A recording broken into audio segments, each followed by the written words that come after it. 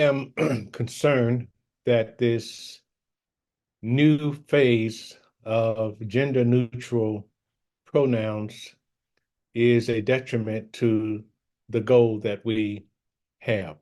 First of all, let's get clear that we are looking for, in all of this diversity work, to create an environment in the workplace and in society where all humans are treated as equal, productive individuals. Individuals. And so anything that distorts or detracts from that or distracts from that uh, is a problem for me. So I try to be respectful of people. And one of the things that we taught in the early days of diversity is if you're confused about what to call someone, and at the time we were talking about things like, do you call a white person white, or do you call them Irish or English or Scottish or Swiss or whatever? What do you call them?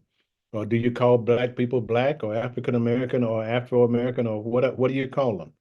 And the problem, the solution we came up with them is ask them. Everybody has a way that they would prefer to be referred to. Now, the challenge that we have is that some people now are choosing pronouns that don't define, um, that is not obvious to you when you look at them. The pronouns them and they can be problematic for a lot of people. And I think people need to learn to be patient with folks who are challenged by that. So we are always trying to bend over backwards to meet the needs of the person who wants to be referred to differently. But we also have to be sensitive to the entire population that finds that problematic right up front. So if I misquote and call someone who prefers them or they, and I call them he or she, um, that person needs to learn to, as one of my colleagues says, to give that the most generous interpretation. It's not that I'm trying to disrespect you. It's just that I am challenged by what I see versus what you prefer to be called. So let's be patient with each other. Let's not make a big deal out of it. Correct people, we call it in diversity work, we call it gentle correction. Gently say, okay, you call me he, just so that you know, I would prefer to be called them or they. And with that individual, that's what you do.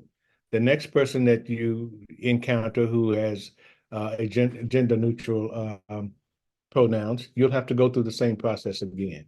What I'm saying is that um, political correctness or assuming that people will understand what you need from them without ever telling them is still a challenge. It's one of the principles of diversity management that we established over 40 years ago.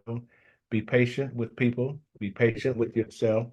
Don't make people enemies or make them wrong just because they made an obvious error in what you wanted to be called.